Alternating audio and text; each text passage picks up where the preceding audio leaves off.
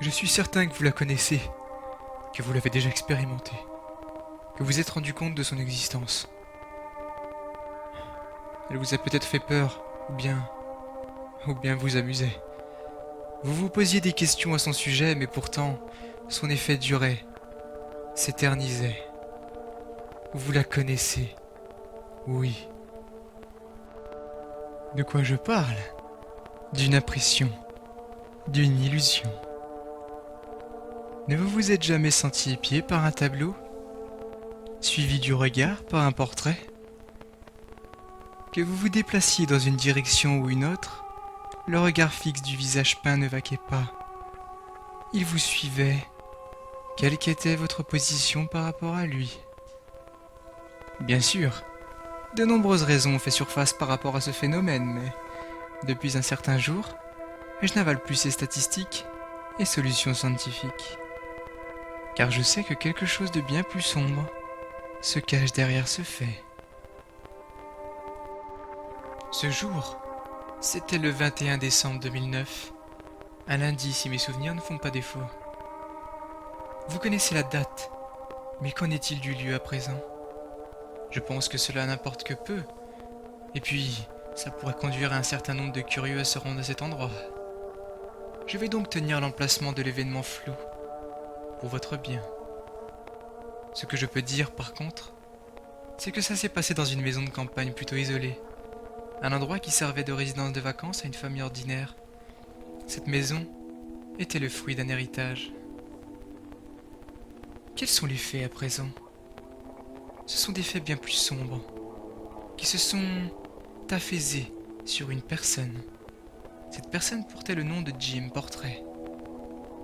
C'était un adolescent âgé de 16 ans, simple, banal.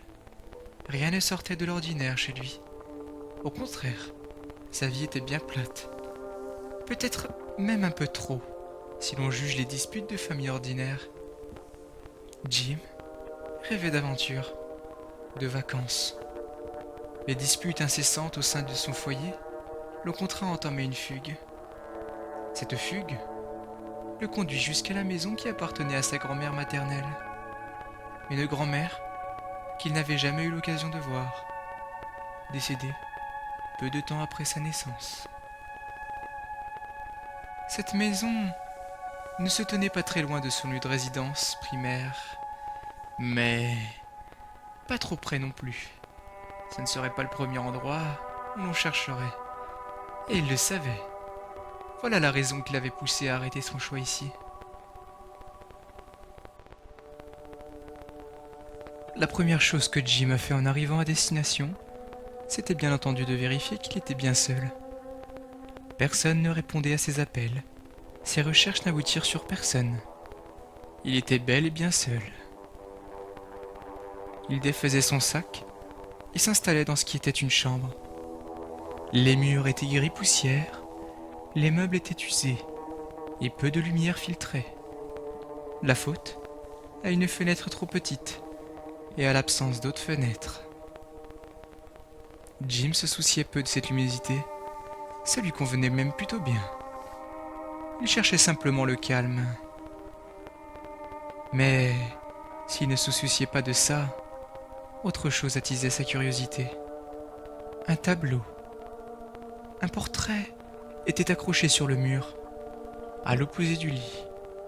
Un portrait entouré d'un cadre en bois qui paraissait solide. La peinture représentait la tête d'une femme.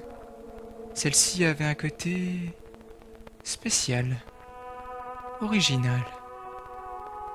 La particularité du tableau était que les yeux, bien que présents, semblaient vides.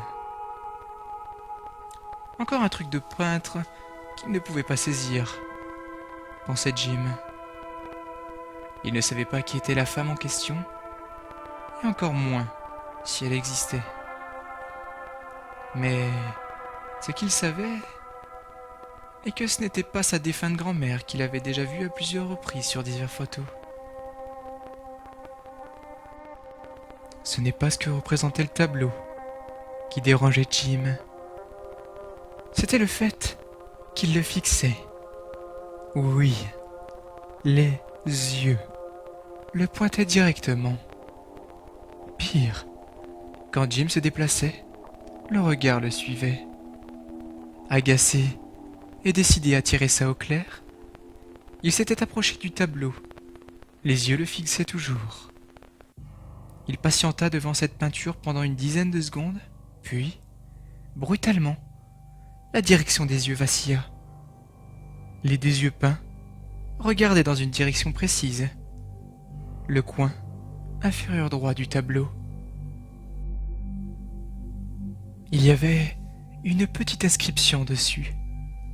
Jim se pencha pour pouvoir la lire.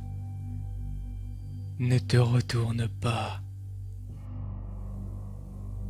Effrayé, Jim ne respectait pas la consigne et se retourna. Derrière lui, il n'y avait rien. Tout était normal. Il s'apprêtait à se retourner à nouveau vers le tableau quand il sentit une lame froide pénétrer son dos et lui transpercer le ventre. Il ne faut jamais tourner le dos à un portrait. Jamais.